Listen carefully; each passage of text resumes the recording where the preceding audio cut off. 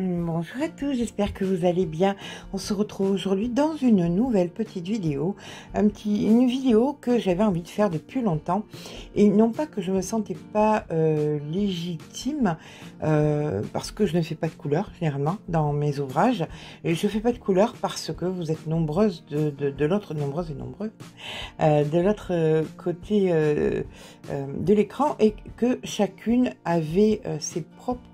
Vous avez toute votre propre perception des couleurs. Donc, pour ne pas vous infliger mes goûts personnels, je préfère rester dans des tons neutres, de façon à ce que vous vous appropriez les ouvrages et que vous y mettiez vos couleurs à vous. Donc, pour les couleurs, comme vous le savez, il y a donc une roue chromatique. Cette roue chromatique est divisée en deux, où il y a les couleurs chaudes et les couleurs froides.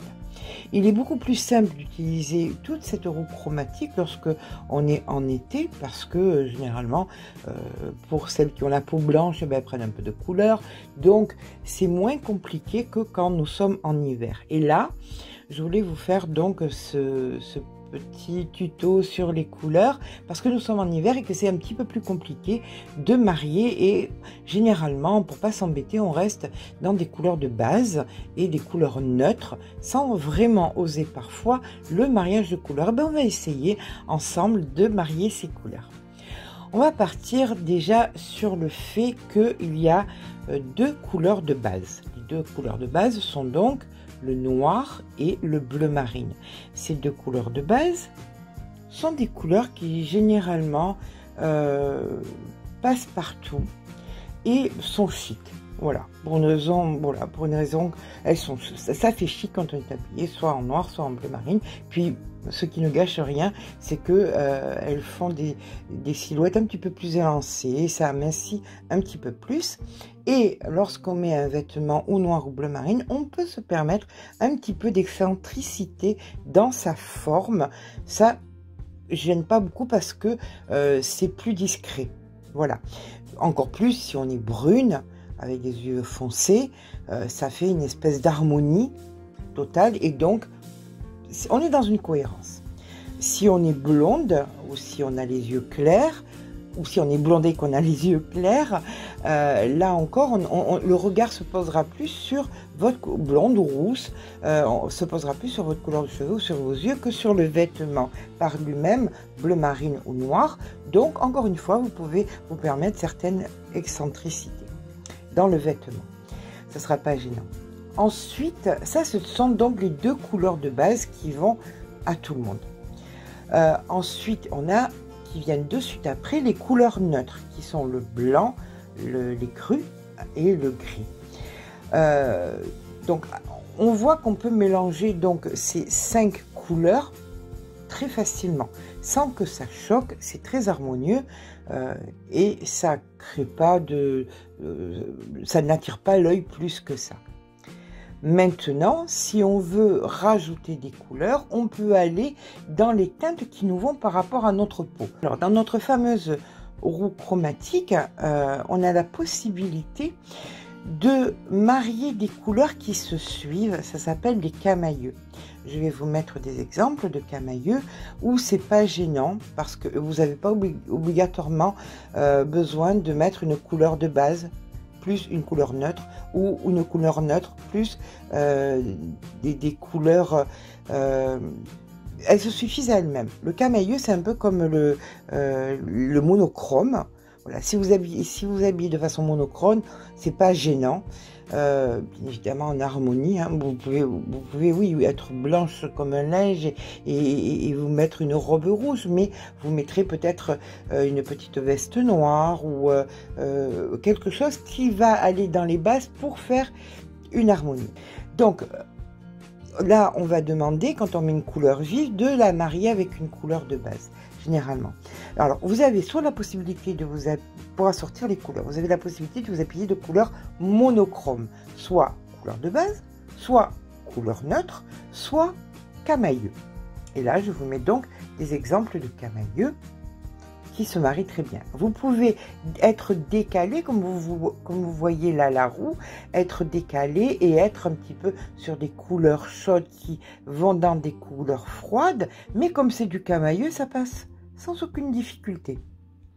Alors, je vais partir, je vais vous montrer, j'ai fait beaucoup de palettes de 5 couleurs qui s'harmonisent les unes aux autres. Alors, on dit souvent qu'on ne va pas au-delà de 3 couleurs, mais je pense que quand je vous ai fait ces petites palettes de 5 couleurs, elles s'harmonisent très bien, et si vous voulez les mettre ensemble, ça ne sera pas trop gênant. Alors, donc, on a la possibilité de faire du monochrome ou donc du camailleux. Après, on a la possibilité de mélanger des couleurs de base avec une couleur de base, plus une couleur neutre, plus des couleurs chaudes, par exemple. D'accord? Donc, normalement, c'est 3 couleurs. On prend une base, une neutre et une couleur chaude ou une couleur froide selon vos couleurs à vous. Okay, mais là, je vous ai mis 5 couleurs, donc vous voyez, ça matche bien. Vous retrouvez la couleur de base, la couleur neutre et, par exemple, la couleur chaude ou la couleur froide, et ça s'harmonise très bien.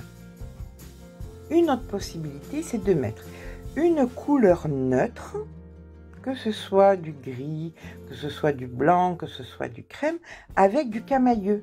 Ça fonctionne très bien aussi. Donc, je vous mets des petites palettes avec des neutres et des camailleux.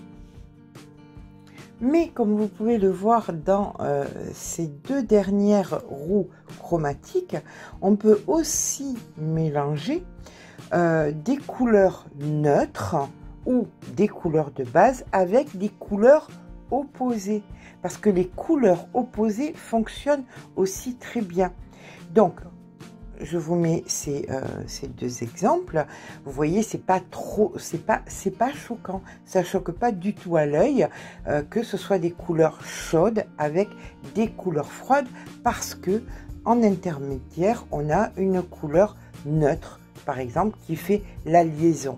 Vous voyez, et vous pouvez aussi, à la limite, enlever la couleur neutre, mais là, bon, ça c'est à vous de voir. Alors, vous pouvez aller dans les couleurs, comme vous voyez, regardez le centre, là, nous avons le centre de la roue chromatique, c'est des couleurs un petit peu plus pastel, ça passe plus facilement, mais si vous osez carrément, vous pouvez carrément aller dans les couleurs fortes, c'est-à-dire les couleurs bien puissantes, tant qu'elles sont opposées, elles matchent aussi bien ensemble.